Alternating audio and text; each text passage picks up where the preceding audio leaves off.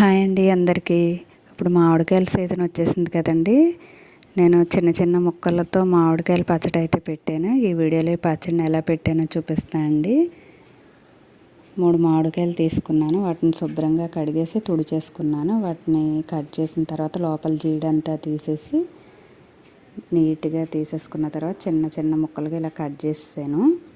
Cut చేసిన తర్వాత కొద్దిగా ఆయిల్ వేసుకుని కలుపుకుంటున్నాను అండి ముక్కలకి. మొత్తం ఆయిల్ అంతా ముక్కలో పట్టించేసిన తర్వాత ముందుగా మెంతిపిండి వేసుకుంటున్నాను.